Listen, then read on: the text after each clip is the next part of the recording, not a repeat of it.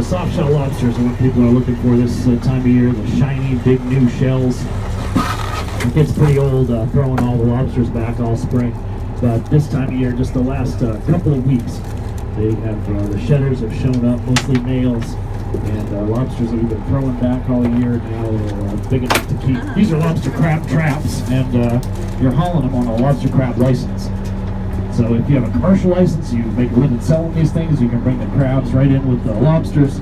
But crabs are only about 40 cents a pound at the dock, so most Maine fishermen just throw them back. Those Jonah crabs, if you like eating crab meat, that's mostly what you're going to be eating. These things are 40 cents a pound at the dock commercially. They're $23 a pound steamed and picked. And that is because you have to pay someone $21 or $22.60 to get a pound of crab meat out of these things. It takes forever. These people have specialized tools. They do it all day, every day, and it still doesn't cost that much. It's my favorite thing in the world to eat, but I even got a hold of some of the tools and tried doing it like the pros do. And after about an hour, I just said, nope, I'm just going to buy it. So I throw all the crabs back too. Most of the crab meat you eat, Canadian fishermen can't keep lobsters after the middle of June. Their season is shut down before the shedders show up.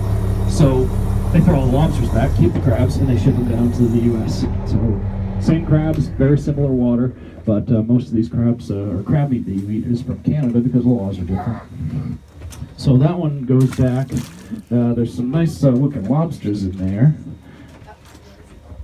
Because of the V-notch law, every lobster that you catch in Maine, you have to check if they're male or female. If they're male and they're legal size, you get to keep them. But if they're female, you have to make sure they don't have eggs under their tail or a notch, if they've ever been caught with eggs, cut in their tail right there. So that means when you see the shiny new shell and you can tell that's a pretty nice size lobster, it's going to be legal size.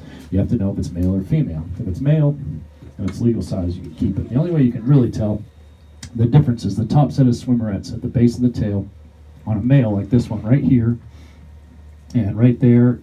The swimmerets are long and pointy and they're covered in shell.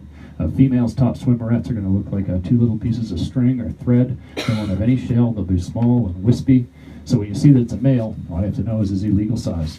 And this is one of millions of lobsters that were a tiny bit too small when they came into shed, but you see there's plenty of room there on the carapace. It's well over 3¼ inches, so this is one that has grown into be legal size here this year, and one that is going to stay on the boat and going to make up part of dinner.